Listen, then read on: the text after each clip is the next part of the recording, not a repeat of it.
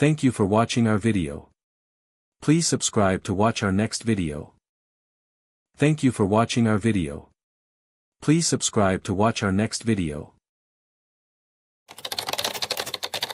Before we continue, subscribe to Racism Story and join thousands discovering stories that challenge prejudice and reveal the truth behind First Impress Next. A homeless girl found a wallet stuffed with more cash than she had seen in 3 years. She gave every dollar back. That single choice cracked open a fraud scheme, exposed a murder, and answered a question she had buried for 7 years about why her parents really died. But none of that had happened yet. Before the arrests, before the boardroom, before the leather briefcase full of $100 bills, there was only a girl with nothing, waking up behind a laundromat on East Colfax Avenue in Denver, Colorado. The morning was cold enough to see her breath. She had a flattened cardboard box for a mattress, a chain-link fence at her back, and a dumpster 3 feet away that smelled like bleach and old coffee grounds. Her name was Ruthie Callahan, and she had not eaten a full meal since Tuesday. 2 days ago, a trucker at a gas station off Federal Boulevard had handed her half a breakfast burrito through his window and driven off before she could thank him properly. She thanked people 3 times whenever they were kind to her, because kindness on the street was rare enough that she wanted to make sure it counted. She washed her face at a spigot behind a hardware store. The water came out at what felt like 38 degrees, and she did not flinch, because flinching wasted energy she did not have to spare. She smoothed down her jacket, a thrift store find with a broken zipper she had pinned shut with a safety pin, and checked her sneakers, which had started to separate at the sole. Clean was still something she could control, even when nothing else was. She told herself that every morning like a small prayer. Today, like every day for the last 11 months, she was going to look for work, not a handout, work. She tried 6 businesses before 10 o'clock. A flower shop on Colfax turned her away, without the owner looking up from her register tape. A diner manager glanced at her shoes and said they weren't hiring, though a paper sign in the window said otherwise. A woman crossing the street pulled her purse tighter against her body as Ruthie walked past, as if poverty were something you could catch by proximity. Nobody screamed at her, nobody had to. People had a way of deciding who you were before you opened your mouth, reading your whole biography off the state of your shoelaces. By noon, the sun had climbed high enough to bleach the color out of everything. Ruthie stood at the corner of Colfax and Grant, catching her breath against a mailbox, when a man stepped out of a coffee shop across the street. He wore a beat-up leather jacket that had clearly been through years of weather, dark jeans, scuffed boots, and sunglasses pushed low on his nose. His hair was a little too long and a little too messy to belong to anyone important. He had a paper cup of coffee in one hand and a phone pressed to his ear with the other, and he was talking fast and low into it, the way people talk when the conversation is not going the way they hoped. He looked like a roofer on lunch break. Nothing about him said money and nothing about him said fame. Ruthie did not recognize him. She had no phone, no television, no plugged-in version of the world most people carried around in their pockets. Survival had trimmed her knowledge down to essentials a long time ago. Something slipped from his jacket pocket as he rounded the corner without slowing down. It hit the sidewalk near the curb and the street kept moving around it, cars, pigeons, a man on a bicycle. Nobody stopped. Nobody except Ruthie. She crossed the street and picked it up, a wallet, thick, heavy, the leather so soft it felt like something alive. She had never held anything that expensive in her hands. When she opened it, her fingers went unsteady. Folded bills filled one side, more cash in a single fold than she had seen in her entire adult life. Behind a row of black and gold cards sat a laminated identification badge. She pulled it free. The photograph matched the man who had just disappeared around the corner, minus the sunglasses. Beneath it, a name, Keanu Reeves. The name tugged at something distant in her memory, a torn movie poster stapled to a bus shelter. A headline on a newspaper someone had used to wrap a sandwich. Somewhere in the back of her mind she understood, this was a person the whole country knew. but the details had been erased the way everything non-essential gets erased when you are only trying to survive the next 24 hours. Funny. What she did know, standing there on the sidewalk with $217.83 in cash resting in her palm, was that this wallet could rent her a room. Funny. It could buy groceries for 2 months. It could buy shoes that did not gape open at the toe. Nobody had watched her pick it up. Funny. Nobody would ever know if she kept it. 3 young men leaning against a bus bench had watched the whole thing. Funny. One of them called out, half laughing, "Girl, that's your lucky day. Take it and go before somebody sees you." Funny. Another one added, "That's more money than you'll see in your whole life. Don't be an idiot." Ruthie closed the wallet slowly. Funny. Her stomach ached in a way that had become so familiar she barely noticed it anymore, except in moments like this one, when hunger and conscience stood face to face and only she could decide which one got to speak first. Funny. She thought about a warm meal on a real plate. She thought about a locked door.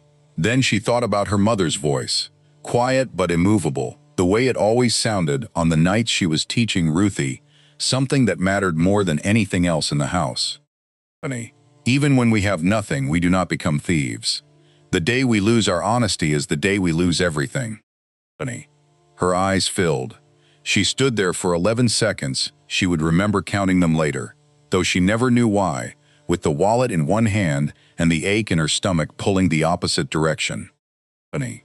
Then, before she could talk herself out of it, she turned and started walking toward the glass tower at the end of the block, where a brushed steel sign near the entrance read, "The Ever-Lenine-ation." Funny. 2 security guards blocked the revolving door before she reached it. One of them looked at her shoes first and her face second. Funny. "Where do you think you're going?" "I need to return something," Ruthie said. "I found it on the sidewalk." Funny. "It belongs to someone who works here." She opened the wallet just enough to show the badge. The guard's expression did not soften into gratitude. Funny. It hardened into suspicion. His hand closed around her wrist. "We've got a thief," he called out, and a second guard came running, and people on the sidewalk slowed down to stare while nobody stepped in. Funny. They walked her into a windowless security office and shut the door. She sat in a metal folding chair with her wrist throbbing and her eyes burning, and she promised herself, silently, that she would not cry in front of any of them. Funny. The door opened. Keanu Reeves walked in without the sunglasses this time, and his eyes were calm in a way that made the room feel smaller. Funny. He was not looking at her with warmth. Not yet, just a careful, unreadable attention. "You thought you could steal from me?" Funny.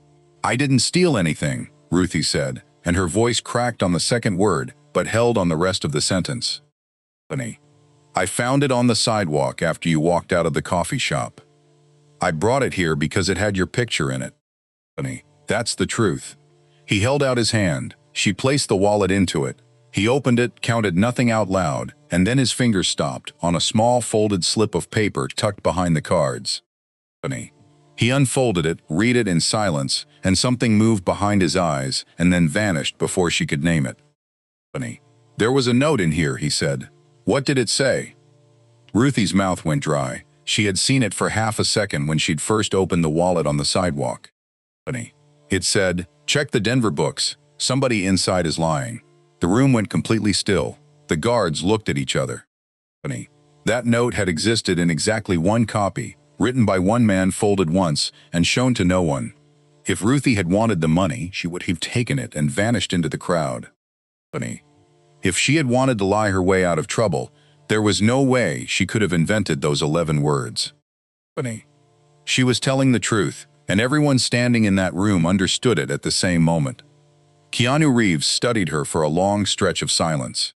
Funny. Then he turned to the guards. "Leave us." They left. It was just the actor and the girl the world had stopped seeing. Funny. "Why didn't you keep it?" he asked. "Because it isn't mine." She lifted her chin. "You're rich. I'm hungry and homeless, and I still brought it back. Because my mother used to tell me that if we lose our honesty, we lose everything." Funny. She said that to me almost every day before she died. I've lost a lot since then. I haven't lost that. Funny. Something in his face loosened just slightly. He pulled a fold of bills from the wallet and held it toward her. Funny. "Take it." She looked at the money, and her stomach twisted with wanting it. Then she shook her head. "Honey, I don't want your money, I want a job. Any job. I can clean, carry boxes, scrub floors. I just need someone to give me a chance." "Honey." He watched her for 11 seconds this time. She would count again, without meaning to, and then he walked to the window, looked out at the city, and turned back around. "Honey, be here tomorrow at 8. Maintenance department. This isn't charity. You work hard or you're gone the same day." "Honey." Tears filled her eyes again, a different kind this time. "Thank you," she whispered, and she meant it 3 times over, even though she only said it once. "Honey." He called in his office manager, a sharp-featured woman named Denise Colby, hair pulled back so tight it looked painful, expression permanently set to disapproval. "Honey." "Register her, temporary maintenance staff." Denise looked at Ruthie the way you look at a stain that will not come out of a tablecloth. "Honey." "Sir, with respect, she doesn't exactly fit the culture here. Is that a problem?" "No, sir." The wisp started before Ruthie had even reached the elevator. "Honey, who is she? Why would Mr. Keanu Reeves hire someone off the street? She probably stole something and he felt sorry for her." "Honey." Ruthie kept her eyes forward and let the words slide off, because for the first time in 11 months, someone had looked at her and said yes, and that mattered more than anything a stranger could whisper in a hallway. "Honey." She barely slept that night behind the laundromat, replaying the moment on a loop. Before sunrise, she borrowed a clean blouse from Odessa Pruitt, an elderly woman who sold wildflowers out of buckets on a folding card table near the bus stop, and had been kind to her since the very first week Ruthie ended up on Colfax. "Honey." "Stand up straight when you walk in there," Odessa told her, pressing the blouse into her hands. "You earned this." "Honey." Ruthie clocked in at 7:52 the next morning, and Denise told her she was late anyway. She didn't argue. "Honey." She had learned a long time ago that some people don't want you to be right, they just want you small. "Honey." The maintenance department smelled like ammonia and floor wax. A supervisor named Roy Petrakis handed her a mop, a spray bottle, and a printed list. "Honey. 3rd floor. Work your way down. Don't touch anything that isn't yours to touch." She cleaned 6 offices before lunch. "Honey." Her lower back ached by 10 in the morning. Her knuckles cracked from the chemicals by noon. She did not sit down once. "Honey." Every finished room was one more piece of proof that she belonged there, whether anyone wanted to admit it or not. "Honey." 2 junior staffers cornered her near the copy room. "So you're the street girl. Don't get comfortable just because Mr. "Honey." Keanu Reeves handed you a mop. "You're still the person who cleans up after us." "I'm here to work," Ruthie said, calm as still water. "Honey." "That's all I'm here for." Then everything shifted. She was cleaning a private office on the 4th floor, door propped open, room empty, when she noticed a folder left open on the desk. "Honey." She wasn't trying to read anything, but the header on the top page was impossible to miss. Emergency Board Meeting, Financial Risk and National Leak. "Honey." Her mind snagged on the note from the wallet. "Check the Denver books. Somebody inside is lying." The 2 pieces sat next to each other in her head, refusing to separate. "Honey. What exactly are you doing?" A tall medical suit stood in the doorway, angular face, cold eyes, the kind of posture that had never once had to apologize for taking up space. "Honey." His name was Marcus Delacroix, Chief Financial Officer of the Everline Foundation, though Ruthie didn't know that yet. "I was cleaning." "Honey." The door was already open. Cleaning or spying? He had security downstairs before she could answer. They marched her down again. "Honey." The same helplessness, the same shame crawling up the back of her neck. Keanu Reeves arrived within minutes. Marcus accused her, in a clipped and confident voice, of snooping through confidential documents that a member of his own staff had left unlocked in an unattended office. "Honey." Keanu Reeves turned to Ruthie first. She told him exactly what had happened, no more and no less. Then he turned slower this time to Marcus. "Honey. Why was a confidential file sitting open in an unlocked office in the first place?" Marcus had no answer for that. "Honey." The silence in the room had weight. "Ruthie, go back to work," Keanu Reeves said. As she walked away, she felt Marcus watching her from the far end of the hallway, not with anger exactly, with something colder, more calculating. "Honey." She caught 4 words under his breath as she passed. "This girl is a problem." That evening, she went back to her spot behind the laundromat and stopped cold. Everything was gone. The cardboard, the blanket, the plastic bag, holding her one spare shirt, all of it burned down to ash and curled fabric still warm against the concrete. She sat down hard on the sidewalk, arms wrapped around her knees, and cried without making a sound. Because someone had followed her home and taken the only corner of the world that still belonged to her. Odessa found her there 20 minutes later with a paper bag of bread and a bottle of water. She looked at the ashes and her face fell. "Oh, child, what happened?" Ruthie couldn't speak. Odessa knelt beside her on the cold concrete anyway. "Some people can't stand a good heart," she said softly. "It reminds them of the one they lost somewhere along the way." Across the street, a black sedan sat idling with its headlights off. Behind the tinted glass, Marcus Delacroix watched the two women in the dark and allowed himself a small, satisfied smile. "She'll quit within the week," he told himself. He did not know Ruthie Callahan yet. He would. The following morning, sitting beside the ashes before the sun came up, Ruthie told Odessa something she had never told another living soul. Her parents had died in a car accident on a rainy road when she was 14, or that was what she had been told at the time. She'd gone to live with her uncle, Walter Briggs, who promised to take care of her. The money ran thin. He started drinking. One night he accused her of stealing $40 from his wallet, something she had never done, and he hit her across the face and put her out on the sidewalk with nothing but the clothes on her back. 14 years old, alone in the dark, and nobody came. "That was the first time anybody called me a thief," Ruthie whispered. "And now it's happening again. In this building, 7 years later." Odessa squeezed her hand hard enough to hurt. "When people can't control you, they try to erase you instead. But you're still sitting here. That counts for something, Ruthie." "That counts for a lot." That afternoon, Keanu Reeves called her into his office and told her the truth without softening it. Money was disappearing from accounts meant to fund shelters and food banks across the city. Because she was new and poor and had no one to defend her, she would be the easiest person in the building to blame if anyone came looking for a scapegoat. "Trust no one for now," he said. "Stay careful." Careful followed her down the stairwell and sat on her shoulders for the rest of the week. Then came the forgery. A supply order went missing, and her name appeared on the delivery receipt in handwriting far neater than her own rough scrawl. Keanu Reeves had her write her name on a blank page for comparison. The two signatures didn't share a single letter's shape. Then a text message arrived on Keanu Reeves's phone from a blocked number. "Tell the street girl to quit. Next time we don't burn clothes." 2 nights later, 2 masked figures grabbed her on Colfax as she walked back from her shift, shoved her against a brick wall, and dragged her down onto the pavement, hard enough to split her elbow open. "Leave the foundation, or you'll regret it," one of them hissed, and then they were gone before she could see their faces. She lay on the cold sidewalk for a long moment, staring at a crack in the pavement shaped almost like a river, and wondered if there would ever be a single day when the world simply let her stand upright. A car door slammed somewhere behind her. Keanu Reeves had been driving through the neighborhood and seen her go down. He was kneeling beside her in seconds. "Are you hurt?" "I'm fine," she said, because that was what she always said, whether it was true or not. "You're not fine, and you don't have to pretend that you are."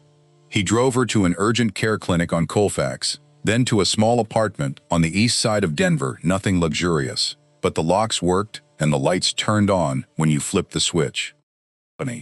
He put a key in her hand. "Part of your employment. Just keep showing up."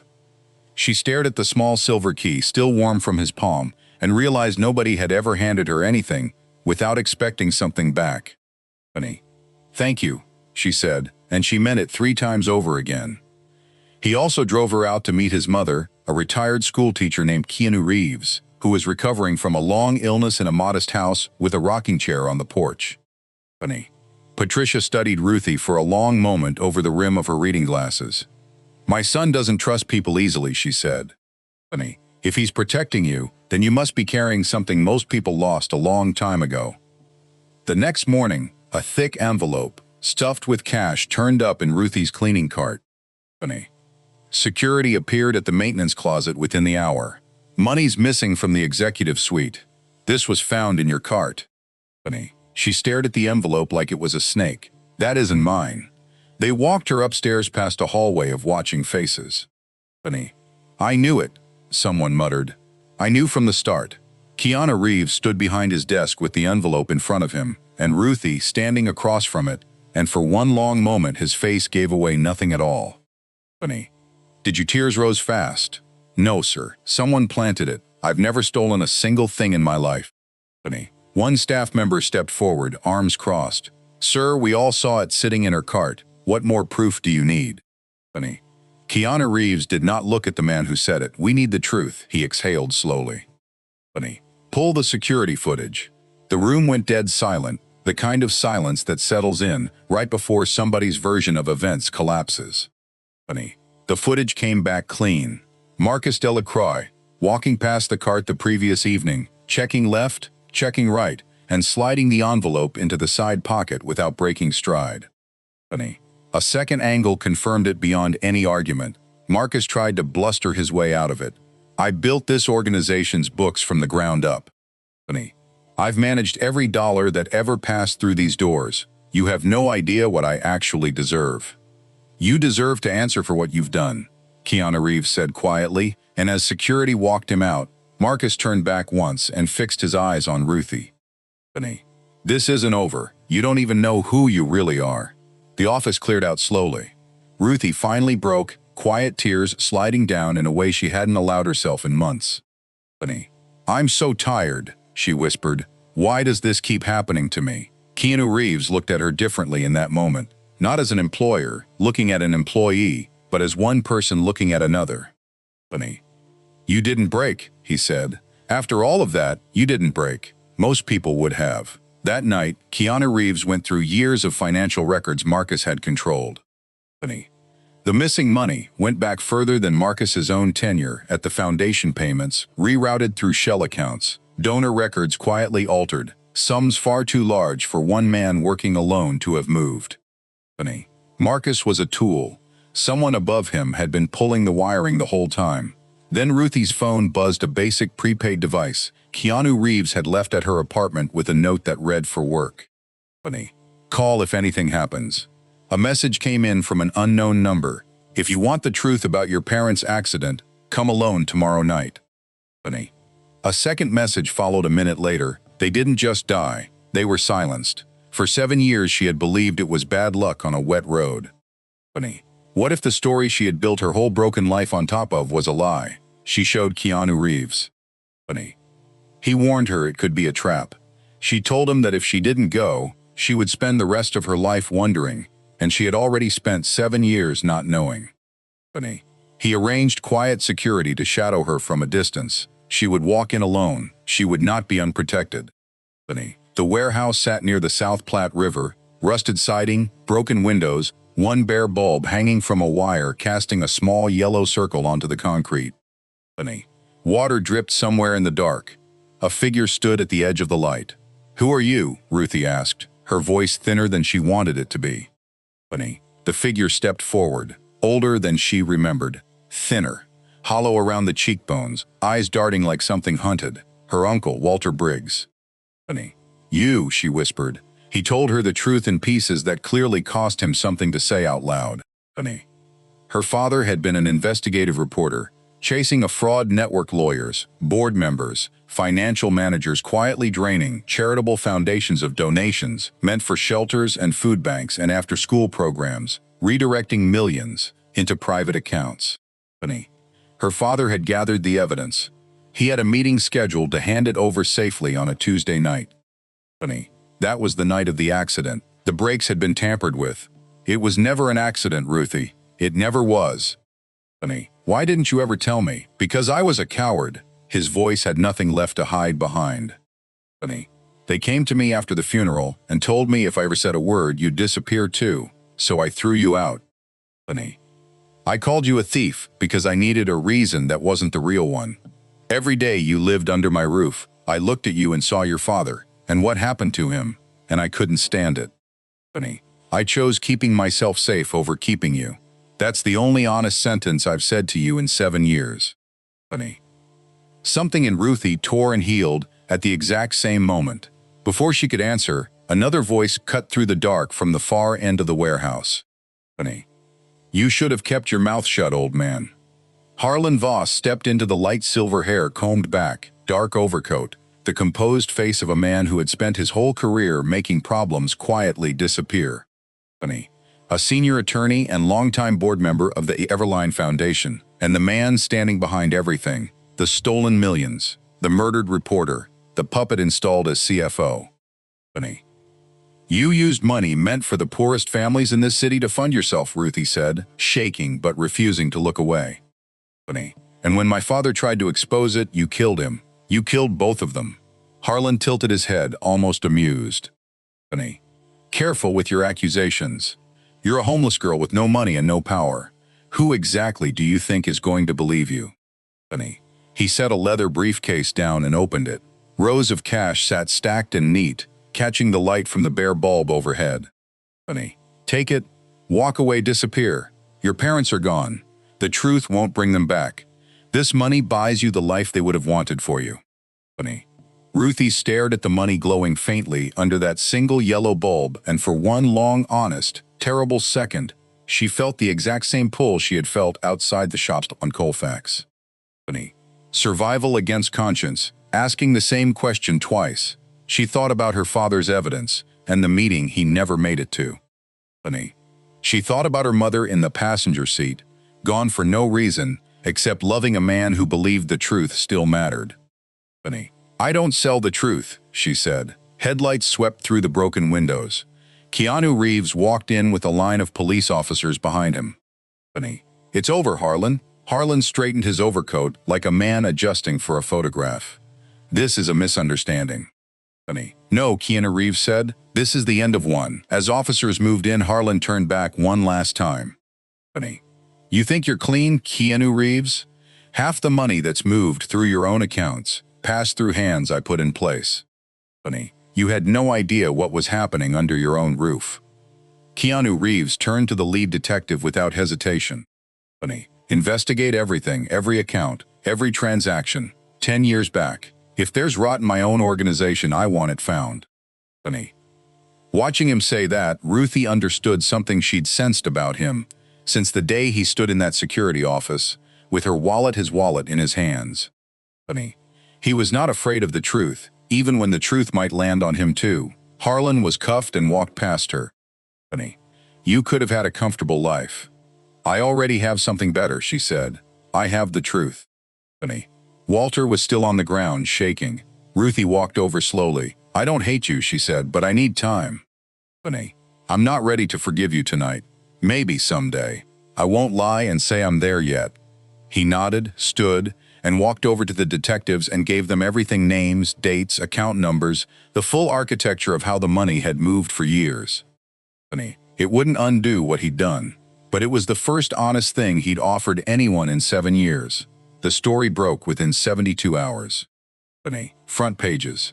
Camera crews outside the Everline building on Grant Street.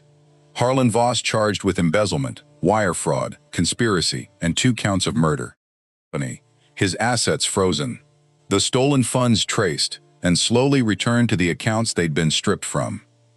At the board hearing 3 weeks later, 3 people who had never met each other before stood up one after another to describe what those missing funds had actually cost. Funny. A shelter director named Priya Okafor described turning away 11 families in a single January because a promised grant never arrived. Funny.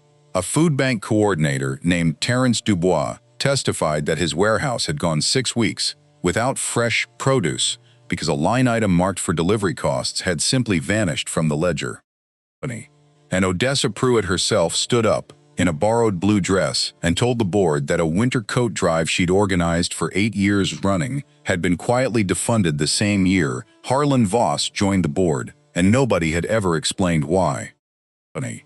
Marcus Delacroix cooperated fully with investigators once the footage left him no other move, and his testimony helped dismantle the wider network and recover an additional $2.1 million. Funny.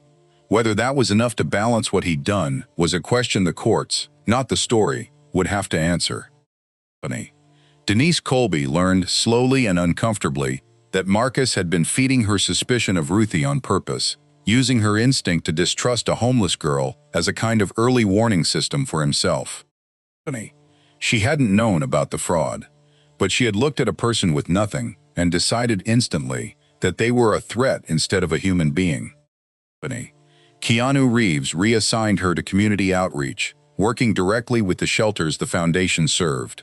It wasn't gentle, it was a mirror, and the reflection was hard to sit with. 2 weeks after the arrest, Keanu Reeves stood in front of the full staff in the same third-floor conference room Ruthie had mopped on her very first morning. Trust was broken in this building, he said.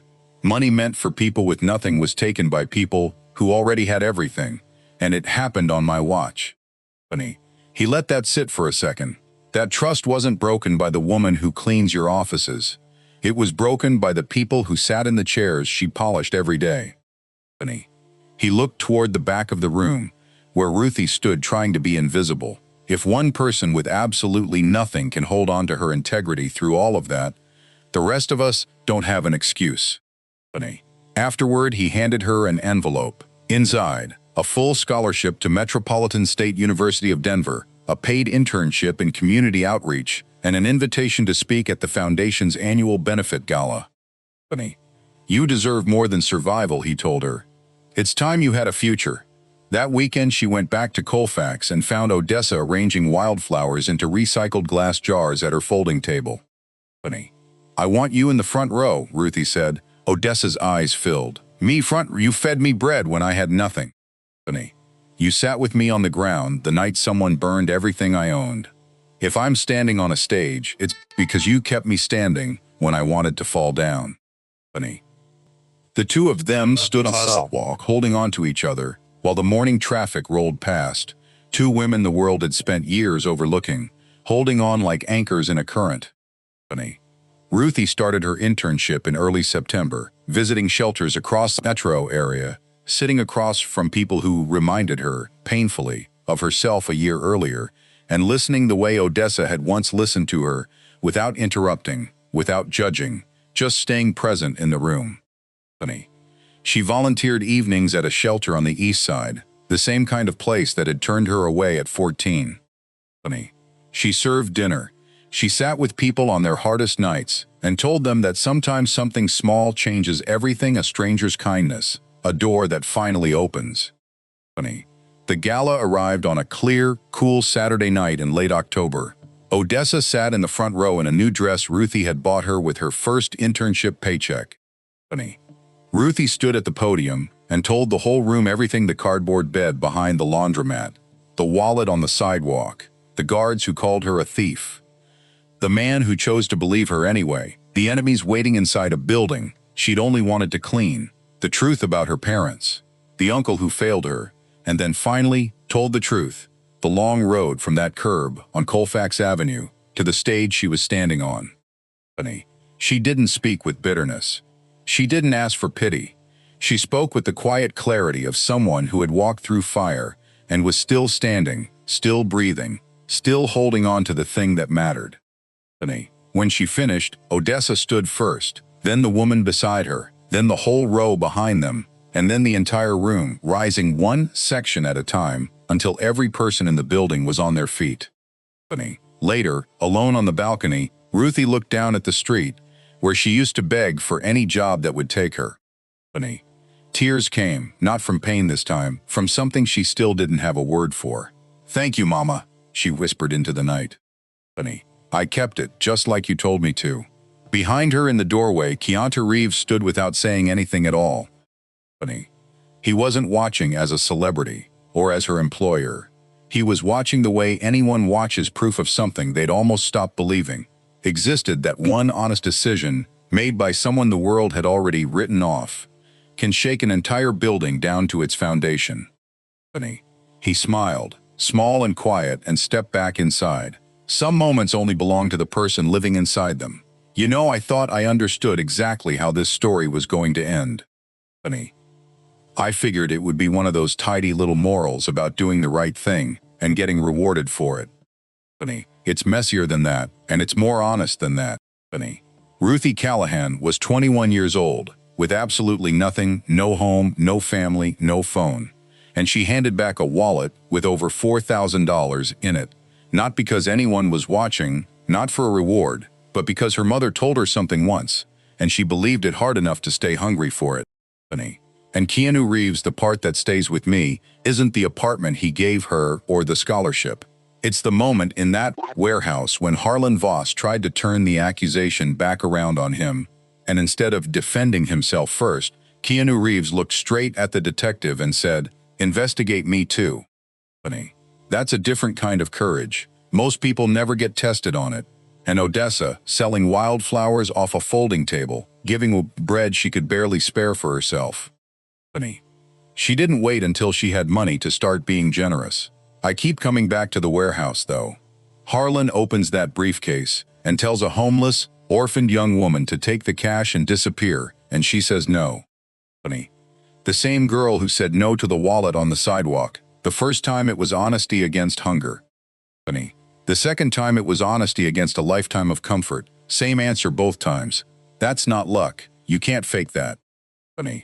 And Walter, he isn't the villain of this story, not really. He's a frightened man who did something terrible and carried it for 7 years. This story isn't asking you to forgive him. It's just showing you what fear does to a person once you let it start making your decisions for you. I guess what I'm circling around is this: we walk past people every single day and think we already know their story. We look at torn shoes and a cardboard bed and hand down a verdict in about 2 seconds flat. We don't know anything. Ruthie wasn't just a homeless girl. She was the daughter of a man who died trying to tell the truth, and she carried more integrity in one afternoon than most of the people in tailored suits who walked past her without a second glance ever will in their whole lives. If this story landed with you the way it landed with me, share it with someone who needs to hear it today. Drop a comment and tell me which moment hit you the hardest, and if you haven't subscribed yet, this is a good time to do it. This channel exists for stories exactly like this one. This story is a work of fiction inspired by real patterns of nonprofit fraud and everyday human kindness. Any resemblance to actual persons is coincidental. I don't have a neat bow to tie this one off with. I just know Ruthie had every reason in the world to take the easy road, and she never once took it. Disclaimer: this story is a work of fiction created for entertainment and educational purposes only. All characters, names, businesses, and events depicted are entirely fictional and do not represent any real person, living or dead, or any actual establishment.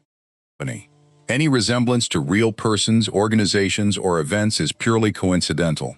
This content is intended to explore themes of human dignity, workplace ethics, and social justice through narrative storytelling.